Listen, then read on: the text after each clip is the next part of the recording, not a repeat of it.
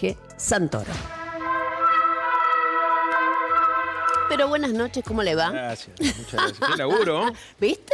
Felicito, ¿Viste? Así felicito. nomás. No, Muy no bien.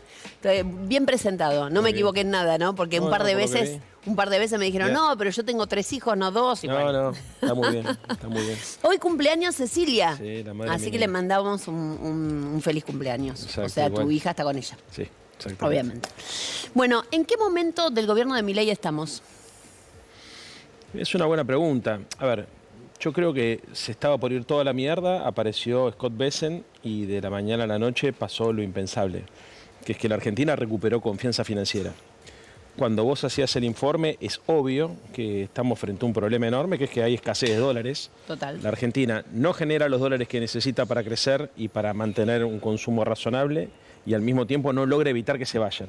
Por la deuda, por la economía bimonetaria, por lo que sea. Todo el mundo decía, el problema no es el exceso de pesos, sino es la falta de dólares, es el régimen cambiario. Cuando parecía que se iba toda la mierda, aparece Scott Bessent y le da una suerte de apoyo financiero que le permite hasta el día de hoy recuperar la confianza, bajar el riesgo país y ir al mercado de capitales. Hace un stop ahí. Vos decís esto así. Chicos, hay alguien que Sí. tiene un teléfono escuchando, estamos escuchando más afuera que adentro, ¿puede ser? Gracias. Se sigue estando, acá atrás. Sí, porque es un montón, se escucha mucho. Vos decías entonces, esta es la manera que vos tenés de relatarlo, Sí. pero lo concreto, qué molesto, lo concreto es que ellos dicen que hasta ese momento lo que hubo fue riesgo Cuca y que después se paró el riesgo Cuca. O sea, lo No. cuentan al revés. Sí, bueno, que la cuenten como quieran, pero la verdad es que el régimen cambiario de la Argentina es insostenible. O sea, todo el mundo habla de un atraso cambiario, todo el mundo habla de una irresponsabilidad en el manejo de las divisas que permite para una burbuja generar una suerte de veranito de consumo y Total. para el resto de la Argentina perder el empleo, bueno, y todos los problemas que vos estabas describiendo. Pero la verdad, hoy el momento de Milei es un momento de empoderamiento como consecuencia de un fracaso, porque si tenés que ir a pedir la ayuda primero al Fondo Monetario y después a los Estados Unidos es porque fracasó el modelo. Él lo vende como una victoria, bueno, los próximos meses seguramente será lo que se discuta. Vos sabés que eso sí es algo que a mí me impresiona y que es no solo cómo vende el gobierno las cosas, sino cómo compra lo que uno llama mainstream, ¿no? Increíble, Realmente hay cosas que son... Yo a veces me dan ganas de llorar cuando leo los diarios. Sí. O sea, digo, ¿cómo Gente pueden- inteligente de derecha que sabe que esto es un disparate, pero en lugar de decir lo que piensa, se alinea atrás de Milei para sostener una locura en todo sentido, porque además ahora estamos viendo un momento tranquilo en términos de las declaraciones y de la actitud agresiva e intolerante. Pará, tranquilo, que si el otro día cuando...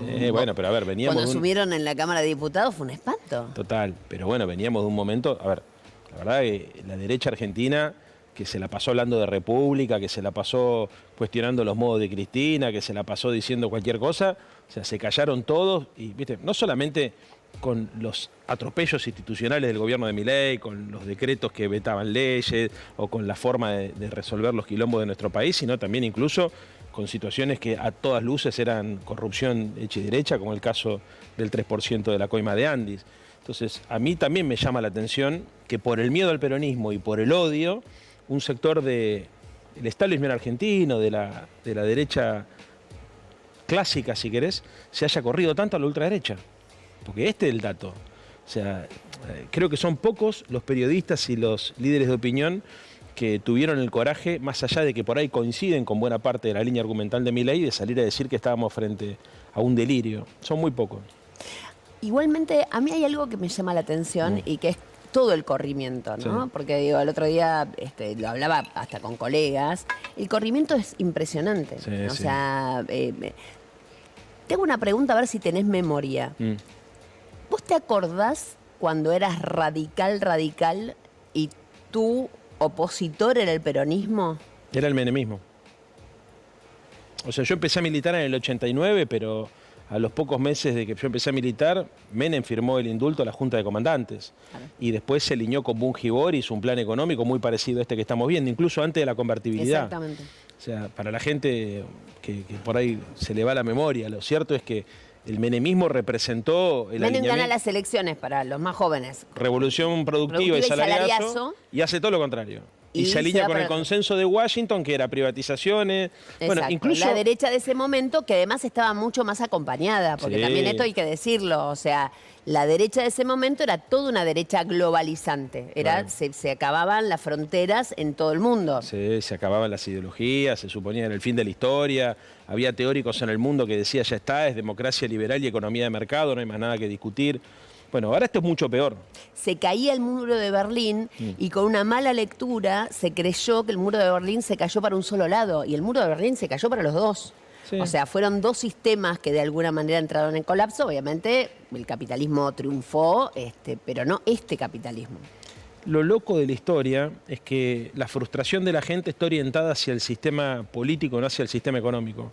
Porque cuando vos le preguntás a cualquiera dónde está el quid de la cuestión o el origen de su disconformidad, te habla de un estado de bienestar fallido o un estado fallido o de críticas hacia la democracia. Pero nadie habla del capitalismo, nadie habla del sistema económico. Y yo creo que eso es un punto para analizar, porque en realidad lo que entra en crisis es el paradigma de la posguerra. Después de la Segunda Guerra Mundial, cuando el mundo se encontró frente al Holocausto, frente a la posibilidad del avance del comunismo estalinista y frente a una democracia que era muy, muy frágil y muy formal, bueno, se empezó a dar un consenso alrededor de la idea de la distribución del ingreso, de fortalecer el mercado interno, de garantizar la justicia social, etc. ¿Qué es lo que da origen a la Declaración Universal de los Derechos del Hombre? Exacto. Vos me decías, Alfonsín, ¿por qué decide Alfonsín asumir el 10 de diciembre?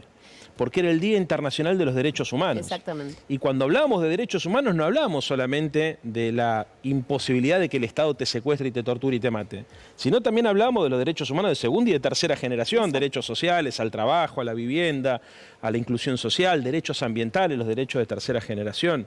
Y eso es una discusión que parece absolutamente perimida, cuando en realidad son más necesarias que nunca. O sea, la derecha te viene a decir que los derechos son fascistas, es una cosa de loco, en una inversión retórica que es enloquecedora, y que todo se resuelve solamente garantizando la libertad. Como Libertad ellos de la mercado. que es la Libertad de libertad, mercado. exactamente. Porque es la única libertad que ellos garantizan. Exactamente, exactamente. No hay libertad ni a la huelga, no hay libertad ni derecho a la manifestación, o sea, libertad es la libertad de ellos, del Ni libertad mercado. efectiva, Nancy, porque a ver, la libertad tiene mucho que ver con los condicionamientos sociales de las personas. Total. Vos podés ser libre, por ejemplo, para estudiar en la universidad, pero si tenés 2 pibes, tenés que laburar y no tenés posibilidades, esa libertad queda solamente en la formalidad de la letra de la Constitución. Total. Por eso es importante que haya también un derecho, que haya un Estado.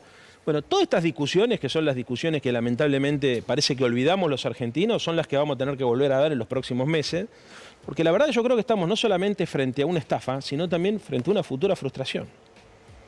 Los pibes, por ejemplo, que piensan que, a ver, que haciendo, se puede hacer guita fácil vendiendo y comprando bonos en la bolsa, a través del teléfono celular, o que con un emprendimiento y mercado libre, viste, te podés hacer millo de la mañana a la noche, o lo peor, viste, que son las apuestas, o todo, el OnlyFans y todas estas boludeces que lamentablemente generan la sensación en un sector de la sociedad que se puede progresar sin esfuerzo y solamente siendo el más vivo del barrio. Bueno, eso en algún momento, cuando se caiga el dólar barato, el régimen cambiario, el relato pelotudo, viste, de que en realidad la gente se puede salvar solamente con su esfuerzo individual, ahí creo que vamos a tener una oportunidad de discutir. Y hago esta aclaración, dije solamente con el esfuerzo individual, porque el esfuerzo individual es clave. Y tal vez acá esté parte de la explicación acerca de por qué perdimos nosotros parte de la batalla cultural con la derecha. Ellos se quedaron con el concepto del esfuerzo individual, pero hoy el esfuerzo individual lamentablemente no tiene recompensa. Y nosotros tendríamos que haber articulado la idea del esfuerzo individual y la solidaridad social, que es la mezcla de las dos cosas la que permite una sociedad justa. Sí, me parece que las equivocaciones fueron muchas, ¿no? Eso ahí hay una está a importante. decir. Pero sí es cierto que a mí me apabulla, la imposibilidad del rescate de lo, digamos, del bien en conjunto. El bien común. El bien común. Es decir, digo, escuchar todo el tiempo, porque yo me acuerdo, en los 90, yo ya laburaba, y en ese momento era el vivo era el yuppie de la City, ¿no? El pibe que había logrado pegar, entrar en un banco, entrar en una financiera, y esa era la manera de, bueno, ir para arriba. Ni siquiera pasaba por el estudio, pasaba por la viveza, y volvemos a lo mismo. Sí. Pero hoy se siente libre un pibe que labura en Rappi, Sí. con digamos, Porque también hay una característica, y esto es otro problema que creo que nos dificultó muchísimo la comprensión de la sociedad. Cambió tanto el mercado de laburo que, por ejemplo, para los que venimos del siglo XX con una formación clásica de la sociedad industrial, es incomprensible lo que representa el Rappi y el Uber. Porque desde algún punto, y esto hay que reconocerlo, quienes laburan ahí efectivamente se sienten libres, porque valoran más el tiempo libre, la flexibilidad horaria, que incluso los ingresos y la previsión. ¿Entendés? Si no entendemos esto, bueno, hay un estudio muy interesante que es el del mejorismo que hizo Terán, perdón, el pelado, ¿cómo se llama? ¿Sí, te acordás? Bueno, ahora me voy a acordar. Pablo Semán, exactamente.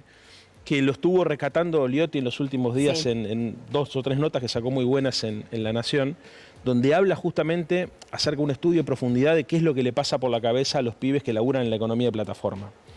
Y bueno, una de las cosas es el tema de la flexibilidad, el tiempo, y al revés de lo que nosotros nos podríamos llegar a imaginar, criados en el siglo XX, identifican esa precarización con la libertad. Pero pasan cosas en el medio horribles. Preguntale cuánto le cobran, por ejemplo, de comisión las aplicaciones para laburar. Se quedan con el 35% de la recaudación. Es cierto que pueden cortar y volver y, por ejemplo, llevar los pibes al colegio y qué sé yo. Pero también es cierto, ¿sabés que están aterrorizados? Que es una cosa muy loca, con la calificación que la gente les hace. Vos, por ejemplo, mandás un comentario de mierda. Perdón. Es Black Mirror. Dejan de tener un jefe para tener millones de jefes anónimos. Pero no lo identifican, claro. Porque la puntuación y la calificación es terrible, además. La presión a la que están sometidos para, digamos, ser bien calificados. Exacto. ¿No? Es realmente una cosa. Y obviamente que lo piensan de esta manera porque ninguno se enfermó todavía.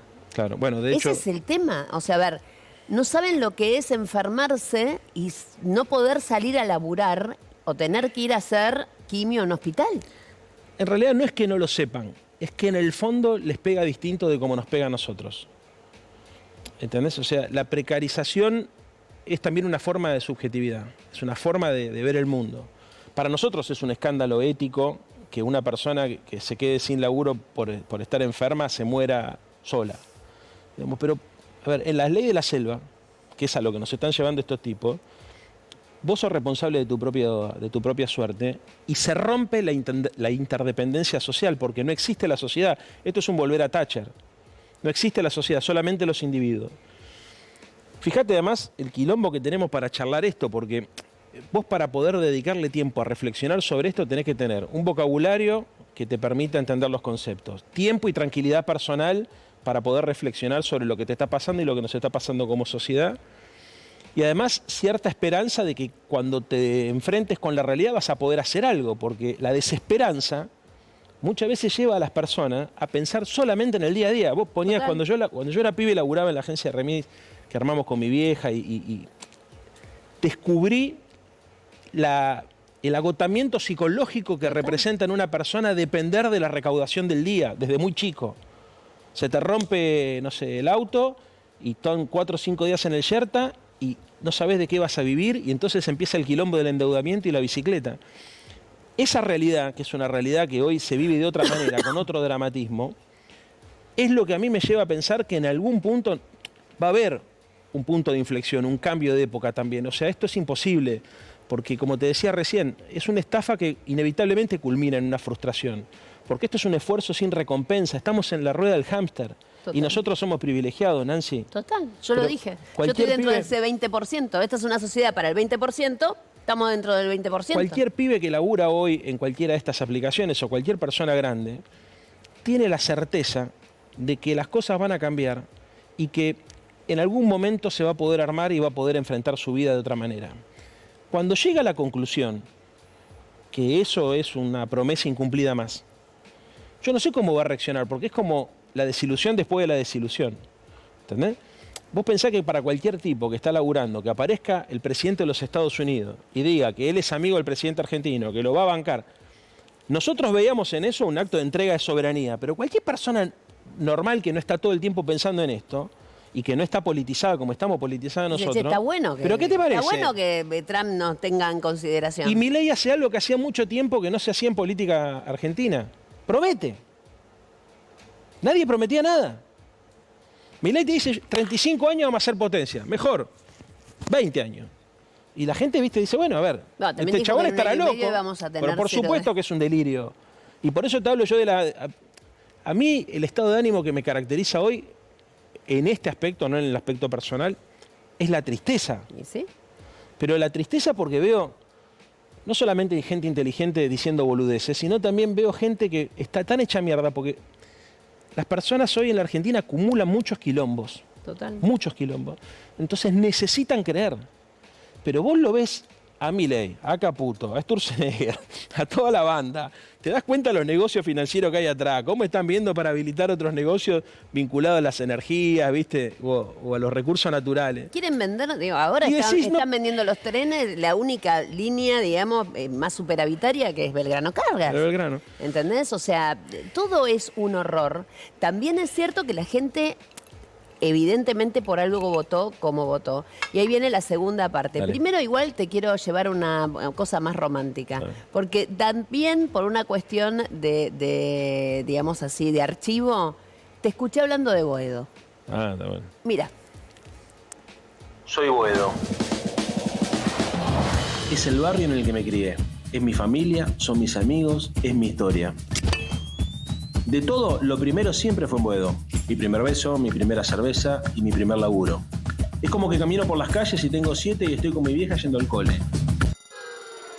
Y después tengo 15 y estoy yendo a ver al ciclón.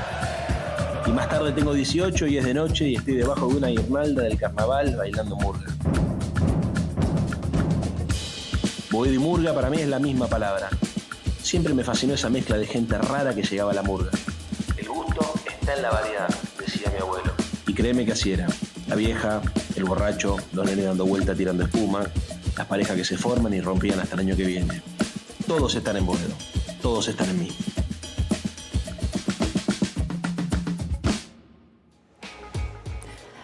se dice Boedo. Sí, obvio. Todo eso es Boedo para vos. Barrio de murga y carnaval. Pero con eso no alcanza. No. Ah, mi identidad, qué sé yo. Soy un chabón de barrio. Y te reconoces en el barrio. Sí. Me reconozco también en una generación, como decías vos en el informe, Los Redondos, San Lorenzo, ir a la cancha, los amigos. Sí, me reconozco muy en eso. Y trato, como me enseñó Raúl, de ser buena persona, ¿viste? Alfonsín solía decir que para ser un buen dirigente, primero había que ser un buen militante. Y para ser un buen militante había que ser una buena persona. Y eso, un poco los valores de mi vida. Ahora, eso te iba a preguntar. Cuando vos eras radical y tu opositor era el peronismo, Sí. ¿qué veías de malo en el peronismo? Claro, veías a Menem. Claro, veía a Menem y, a ver, era otro peronismo porque era otra Argentina, ¿entendés? Hoy no encuentro nada de positivo en el actual radicalismo, le aviso a la gente, ¿no? Porque o sea, es una cultura. Yo empecé a militar en el alfonsinismo porque eso era Mercedes Sosa, Silvio Rodríguez, era mi amigo Víctor Heredia, León Gieco, ¿me entendés? Era eso. Bueno, vos lo viste, lo viviste. Obvio. Viste, la primavera democrática, era la solidaridad social, el sentido de pertenencia a un proyecto colectivo, cosas que después se dejaron de percibir asociadas al radicalismo y se pasaron a percibir claramente asociadas al peronismo y al kirchnerismo, esta es la verdad. O sea, yo me sentí siempre parte de un sector de la sociedad, no quiero decir una generación, porque es más que eso, con sensibilidad social, con una idea de compromiso sobre lo público, ¿viste? De obligación de ponerse en el lugar del otro, empática. Y hoy, digamos, la verdad es que es al revés, me cuesta encontrar, con todos los quilombos que tiene el peronismo, y mirá que tiene muchas cosas, y hay más de uno que trabaja para el mal acá, pero sigo encontrando en el espacio que estoy militando la mayor cantidad de compañeras y de compañeros con intenciones nobles, con buenos corazones y con claridad acerca de qué proyecto de país quieren. Y es lo que más se parece al proyecto de país que quiero yo, y al proyecto de ciudad que quiero yo. Vos decías Boedo, ¿qué es Boedo? Es una comunidad donde la gente se reconoce, o sea, ¿me entendés? O sea, es un barrio de los medianos de la ciudad de Buenos Aires, clase media, media baja, donde la gente se ve 2 o 3 veces por la calle, cuando salís a pasear el perro, todos se saludan, nos saludamos unos con otros. Digamos, Tenés la verdulería, claro, la pizzería, digamos. ¿entendés? Personas normales, nadie, ¿viste? Por supuesto que tenés, ¿viste? El medio pelo que quiera aparentar un poco más, pero hay un sentido de comunidad y de protección. Y eso es lo que yo quiero recuperar y por lo que, la verdad que estoy acá. Y ¿por qué vengo un viernes a la noche acá? Porque creo que es por lo que hay que laburar. Bueno, porque te invité yo, che. Por supuesto que Eso sí. es esa. Pero lo que te pregunto es, ¿cómo, digamos, hoy el peronismo claramente, o este espacio, digamos, hablemoslo en términos mucho más amplios, está está groggy? O sea, es lo que yo siento, lo que veo. A veces me vuelvo loca porque digo, no puede ser que nadie salga a gritar esto o a decir esto. ¿Qué está pasando? ¿Y qué se necesita hacer? Porque es desesperante. Yo lo que veo del otro lado, la gente se siente totalmente desamparada. Sí. Mirá, el tablero político argentino se divide en dos mitades. De la mitad derecha, lo que ordena todo es el tipo de cambio. Si tenés dólares o no tenés dólares. Tenés controlado el tipo de cambio, tenés controlada la política. Y lo que ordena el otro hemisferio del tablero, el hemisferio izquierdo, es la interna del peronismo de la provincia de Buenos Aires. Entonces, ellos lo que tienen que hacer lo están haciendo bien. Con Scott Bessent, con Donald Trump, con vista anabólico, con un montón de cosas. Pero los tipos tienen controlado el dólar. Y lo que tenemos que hacer nosotros lo estamos haciendo mal. Por eso la sensación de desconcierto generalizado. Después hay un problema que tiene que ver con que bueno, los partidos políticos están hechos mierda y que lamentablemente se complica mucho la representación social porque, entre otras cosas, digamos, los cambios que se dieron en los últimos 15 años fueron tan veloces que muchas veces nos cuesta interpretarlos. Los cambios en el mercado laboral, la revolución tecnológica. Hay temas de agenda que para mí es la agenda del futuro que nosotros no estamos tocando. Y yo creo que parte de nuestra capacidad de volver a representar y construir una mayoría es discutiendo el futuro, no el pasado.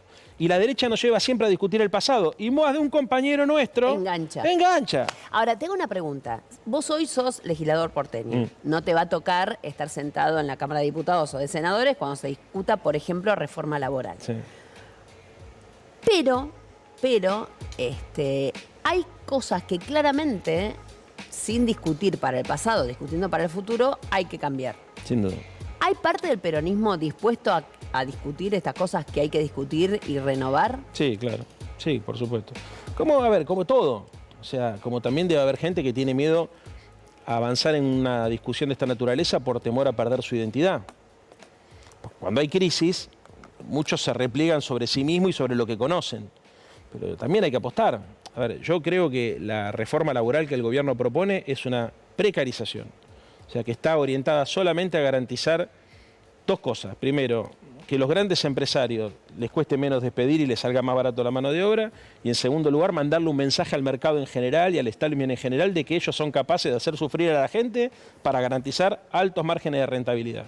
Y eso es un error desde todo punto de vista, incluso desde el punto de vista económico, porque eso va a provocar que se profundice la recesión, se venda menos y que todos ganen menos guita. Pero bueno, ya lo vamos a ver, hablemos dentro de unos meses. También creo que hay que dar un debate en serio porque efectivamente hay cosas que hay que modificar, ¿no es cierto? A ver, te voy a ser muy franco, o sea, yo defiendo la organización sindical, pero si nosotros no revisamos eso también, no estamos entendiendo lo que pasa. Total. ¿Viste? O sea, el sindicato con personas honestas, laburantes, que sepan de lo que están hablando, que defiendan a sus compañeros y que además entiendan que tienen que contribuir a un proceso político donde se defiende el empleo y la producción, ¿no? Algunos dirigentes los hay grandes dirigentes sindicales. Yo siempre pongo el caso, Sergio Palazzo, por ejemplo, es un gran dirigente sindical. Hay un montón más, no quiero poner, hice mal en dar nombres porque hay muchos. Pero sí creo que hay que percibir que cuando vos le preguntás a la gente qué opina sobre la reforma laboral, sin haber leído la reforma laboral, a priori tome posición porque está en contra de quienes están en contra de la reforma laboral. ¿Entendés? Y esto es un juego que nosotros tenemos que decodificar, porque hoy la política, más que en términos racionales, se discute en términos emocionales. Totalmente. Y si vos no entendés cuáles son las emociones que atraviesan a la sociedad, entonces no vas a poder construir nunca. La emoción es una señora que el otro día me llama y me dice, yo tengo 50 años, no tuve nunca un trabajo en blanco. Y he trabajado toda mi vida. Claro. Entonces, la verdad, a mí me hablan de que me van a precarizar y si a mí nunca me dieron un recibo de sueldo. Claro. Bueno, es muy difícil. Es muy difícil, pero también lo que hay que poner blanco sobre negro. O sea, este tipo de políticas lo que provocan es una caída de la actividad económica. Total. La Argentina es un país donde la gran mayoría de su producto tiene que ver con el mercado interno. Entonces, si vos no defendés la producción y el empleo, que este gobierno no habla de producción. Este gobierno está pensando solamente en la rentabilidad de 4 o 5 nichos de la economía, sectores, el financiero, la energía, algo del agro, que también es insólito el campo, como calladito la boca, ¿viste? La verdad que este tipo de cambio destruye también la política agropecuaria y nada más. Entonces, nosotros, proyecto de país, proyecto de ciudad. Bueno, entendamos contra qué estamos peleando. Estos tipos han puesto el mercado concentrado en el centro del ring. Es lo único que importa. Y las personas son subsidiarias. Nosotros tenemos que hacer el movimiento contrario, poner al ser humano en el centro y en todo caso que el mercado y la economía ayude al ser humano a desarrollarse, no el ser humano a desarrollar la economía. Decime, ¿qué haces con Cristina? ¿En qué sentido? ¿Qué crees que tiene que hacer Cristina? ¿Qué quieres que te llame? Desde el punto de vista humano, seguramente te está viendo, ¿no? No, a esta hora no creo. ¿No crees? Bueno. Mañana nos verá. Bueno, a ver, desde el punto de vista humano, acompañarla. Después, desde el punto de vista político, Cristina tiene el mismo problema que tienen todos los expresidentes. Con el agravante de que está en cana. Y eso genera además una tensión intelectual y espiritual, más que intelectual, en el peronismo que es dificilísima de resolver. Pero bueno, a ver, en definitiva, lo que hay que pensar es cómo discutimos el futuro. Y yo creo ahí que todos deberíamos aportar para que la discusión no sea donde la derecha la quiere poner. ¿Entendés? O sea, yo creo que, más allá de que vos todos los números que ponías los comparás contra el 2015, son todos mucho mejores. No, yo los comparé contra el 2023. Mira, que también eran mejores. Contra el 2023. Sí. Bueno, pero salario, por ejemplo, el salario real o las jubilaciones, cuando las comparás en esa época, ¿viste? Volaban. Hoy no lo podés creer. La discusión de esa época era ganancias, porque era otro mundo. Dicho lo cual, te digo, hay que discutir el futuro, porque yo creo que la derecha está encarnizada contra Cristina porque ya la discusión no es racional. Lamentablemente la utilizan a ella para dar un debate exclusivamente emocional. Entonces todo tiene que ver en realidad con la figura, el grotesco que ellos construyeron y cómo hacen para manipular a la opinión pública alrededor de ese grotesco. De ese grotesco. Y nosotros, en lugar de ser inteligentes y tener una agenda de futuro y discutir sobre los problemas concretos, muchas veces caemos en el error, creo yo, por falta de inteligencia y de herramientas intelectuales, de darle el gusto a la derecha y de caer en la trampa que ellos nos ponen. Esta semana me pasó una cosa increíble. Hay una nota de Van der Kooi del martes, miércoles, viste que ahora también escriben en la semana los columnistas políticos, en donde empieza diciendo que el gobierno está con problemas en la economía real y que estos días había tapado todo con el tema de la AFA, ¿no? Y el presidente de la AFA, qué sé yo. Y yo me mataba de la risa, porque eso es lo que hizo Clarín todos estos días. Sí. Digo, toda la vida. Claro, entonces fue impresionante, ¿me entendés? Yo digo, pero... O sea, hay momentos en que la Argentina se vuelve absolutamente irracional. Sí. Y aquellos que nos gusta pensar un poco, no sé dónde estoy viviendo.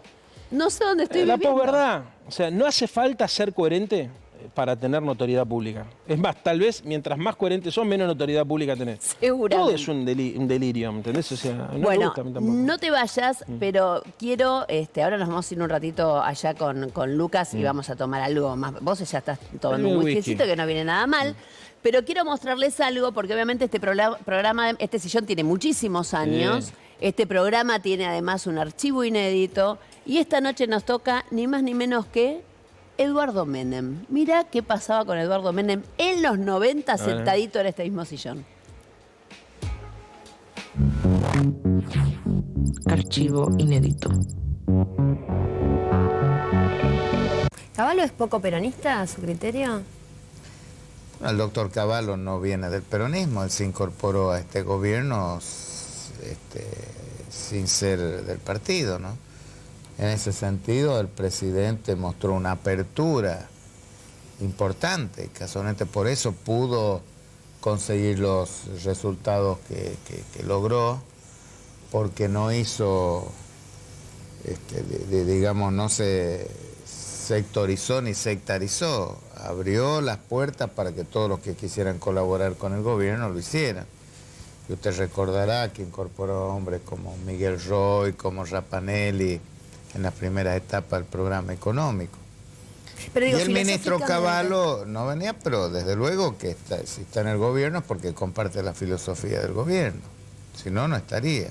O sea, Cavallo no implementó su plan, sino que implementó otro plan y el programa de él, porque el programa económico de este gobierno no viene de la época de Cavallo, viene de antes. Usted recordará las medidas que se empezaron a tomar antes en materia de liberación de precios, de de liberación del tipo de cambio, de desregulaciones, las privatizaciones, la ley de reforma del Estado, la ley de emergencia económica, esas se sancionaron antes de Cavallo. O sea, no es que Cavallo vino e impuso su plan.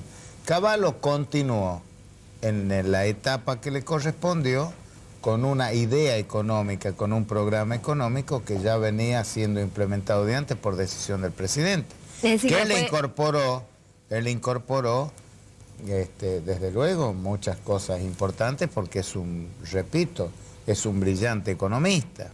El tema de la convertibilidad fue incorporado en la época de él y muchas otras.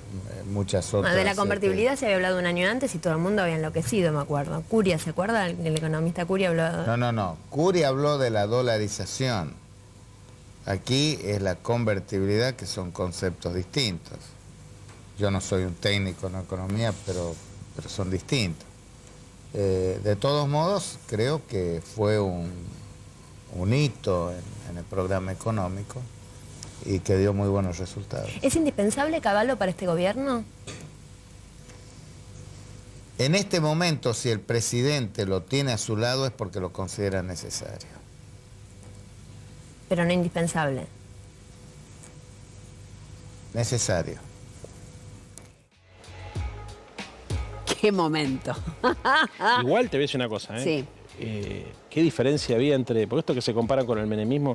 Ideológicamente les aclaro todo, estoy en las antípodas de estos muchachos. Totalmente. Pero lo escuchás a Eduardo Menem, cómo conjuga los verbos, cómo articula las oraciones. Claro. ¿Me entendés? Necesita algún libro, este era el Pero leído. obvio. Igual este era el leído Sí, de los por Menem. supuesto, Vos sabés sí, que sí. Menem leyó mucho después, Sí. de mucho más grande.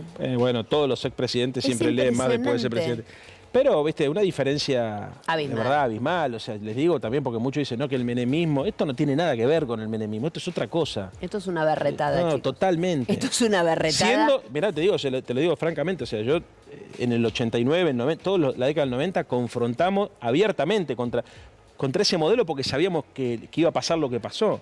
Dicho lo cual, estábamos frente a personas que por lo menos tenían una concepción de la De vida, algo. de algo. Esta gente no tiene la menor... Todo mentira es.